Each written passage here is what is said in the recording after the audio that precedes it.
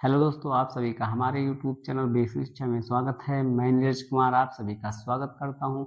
दोस्तों, आज हम लोग पढ़ने वाले हैं भारतीय संविधान के विदेशी स्रोत। विदेशी स्रोत क्या होता है दोस्तों?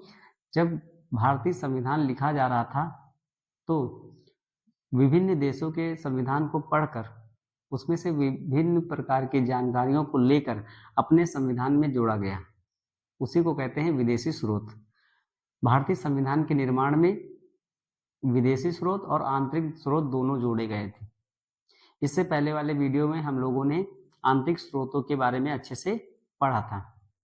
वो क्या था दोस्तों? तो अंग्रेज भारत पर शासन कर रहे थे जब, तब समय समय पर वो अधिनियम लागू कर रहे थे। ठीक है, उसमें से सबसे महत्वपूर्ण अधिनियम था भारत शासन अधिनियम 1935। उसमें कुल 321 अनुच्छेद थे और 10 अनुसूचियां थी। और जब भारतीय संविधान लिखा जा रहा था तब इसी अधिनियम से 250 अनुच्छेदों को जोड़ दिया गया। जैसे इसमें लिखा था वैसे ही एकदम भारतीय संविधान में जोड़ दिया गया। उसमें बहुत से इंपॉर्टेंट अनुच्छेद हैं। अगर पूछा जाए क्वेश्चन में कि भारतीय संविधान के निर्माण में सबसे ज्यादा अनुच्छेद कहां से जोड़े गए, सबसे बड़ा पार्ट कहां से जोड़ा गया, तो भारत शासन अधिनियम 1935 से जोड़ा गया। ये हो गया आंतरिक स्रोत। आज हम लोग पढ़ेंगे बाह्य स्रोत के बारे में। ठीक है, तो पहला पढ़ते हैं हम लोग ब्रिटेन। ब्रिटेन से क्या क्या लिया गया है, ब्रिटेन के संविधान से क्या क्या लिया गया है, उसके बारे में पढ़ते हैं। पहला है संसदीय शासन व्यवस्था। संसदीय शासन व्यवस्था कहां से लिया गया है दोस्तों? तो ब्रिटेन के संविधान से लिया गया है। संसदीय शासन व्यवस्था का मतलब यह है कि संसद होगा। संसद का निर्माण कौन कौन करता है? राष्ट्रपति, लोकसभा और राज्यसभा। ये कहां से लिया गया? ब्रिटेन के संविधान से लिया गया है। उसके बाद संसदीय विशेषाधिकार, ये कहां से लिया गया है? ये भी ब्रिटेन से लिया गया है। इसका मतलब होता है कि संसद के पास विशेष अधिकार होंगे और यह अधिकार अनुच्छेद 105 के तहत दिए गया है। फिर विधि का शासन, संसद के पास विधि मतलब कानून बनाने का अधिकार होगा। यह ब्रिटेन के संविधान से लिया गया है। उसके बाद एकल नागरिकता। एकल नागरिकता का मतलब यह होता है कि आपको एक ही नागरिकता है, मतलब कि राज्य में जो नागरिकता होगी वही केंद्र में भी नागरिकता होगी। यह ब्रिटेन के संविधान से लिया गया है। अमेरिका में दोहरी नागरिकता है, केंद्र में अलग और राज्य में अलग, मगर भारत में एक ही एकल नागरिकता है। ठीक है, उसके बाद अमेरिका से क्या लिया गया है? तो मौलिक अधिकार। मौलिक अधिकार का प्रावधान कहां से लिया गया है? तो अमेरिका से लिया गया है। मौलिक अधिकार दोस्तों भाग 3 अनुच्छेद 12 से 35 के बीच दिया गया है। पहले मौलिक अधिकारों की संख्या कितनी थी? तो 7 थी। 44वां संविधान संशोधन, 44वां संविधान संशोधन 1978 में संपत्ति के अधिकार को, किसके अधिकार को? संपत्ति के अधिकार को हटाकर 6 मौलिक अधिकारों की संख्या है। ठीक है, तो प्रेजेंट टाइम पर कितने मौलिक अधिकार दिए गए हैं? तो 6 मौलिक अधिकार हैं। 7वां कौन था? संपत्ति। और ये कब हटाया गया था? 1978 44वां संविधान संशोधन के तहत। ठीक है, उसके बाद राष्ट्रपति पर महाभियोग। राष्ट्रपति पर महाभियोग का मतलब यह है कि राष्ट्रपति को हटाने की प्रक्रिया, यह अनुच्छेद 61 के तहत दिया गया है। ठीक है, राष्ट्रपति भाग 5 में दिया गया है। उसमें राष्ट्रपति का पद, राष्ट्रपति का कार्यकाल, राष्ट्रपति की सैलरी, राष्ट्रपति के बारे में पूरा दिया गया है। उसी में से एक अनुच्छेद है 61।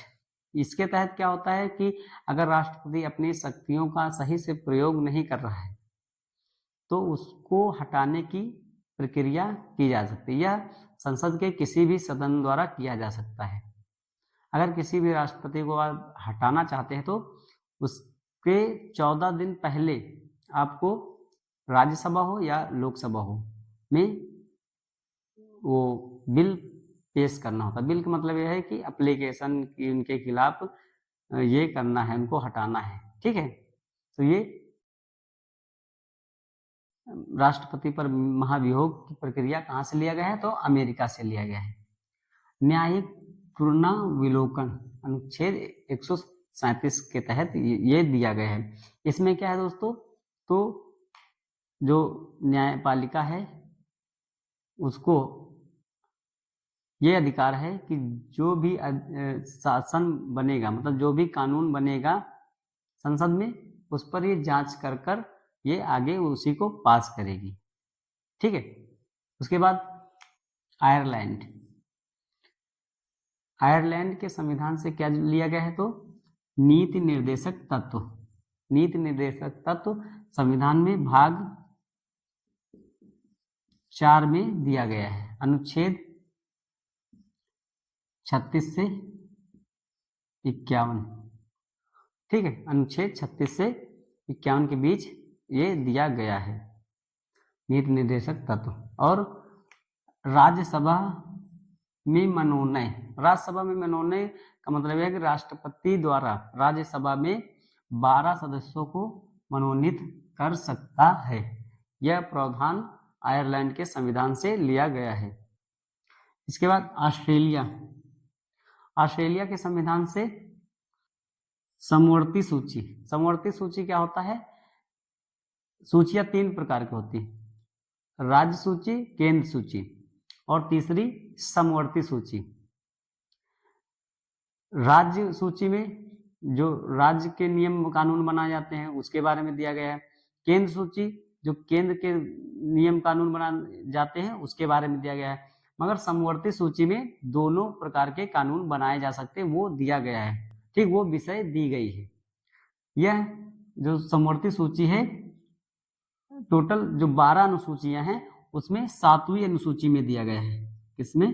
7वीं अनुसूची में दिया गया है। ठीक है, उसके बाद प्रस्तावना की भाषा। भारतीय संविधान में जो प्रस्तावना है उसका प्रावधान तो लिया गया है अमेरिका से, मगर जो भाषा लिखी गई है वो कहाँ से लिया गया है? तो ऑस्ट्रेलिया के संविधान से लिया गया है। ठीक है, संयुक्त अधिवेशन अनुच्छेद 108 के तहत। संयुक्त अधिवेशन का मतलब यह है कि जब कोई कानून राज्यसभा और लोकसभा में नहीं पास होता है तब राष्ट्रपति दोनों सदनों को बुलाता है। ठीक है, और दोनों सदनों की संयुक्त बैठक करता है और दोनों सदनों का जो अध्यक्ष होता है वो लोकसभा का ही मेंबर होता है, जो लोकसभा का अध्यक्ष होता है। ठीक है, इतनी टाइम लोकसभा अध्यक्ष कौन है? तो ओम बिरला है। ठीक है, संयुक्त बैठक कौन बुलाता है? तो राष्ट्रपति बुलाता है। अध्यक्ष कौन रहता है? तो लोकसभा अध्यक्ष ही दोनों सदनों का अध्यक्ष रहता है। और यह किस अनुच्छेद के तहत दिया गया है? अनुच्छेद 108 के तहत दिया गया है। ठीक है, उसके बाद जर्मनी के संविधान से क्या लिया गया है? तो आपातकाल के दौरान राष्ट्रपति को मौलिक अधिकार संबंधी शक्तियां। ठीक है, जब आपातकाल भारत में लगता है तब राष्ट्रपति को कुछ शक्तियां दी गई है, उसके तहत बताया गया है। ठीक है, ये आपातकाल कितने प्रकार के होते हैं? 3 प्रकार के होते हैं।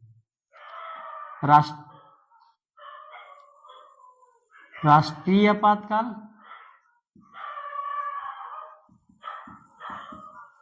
यह दिया गया है 352 अनुच्छेद।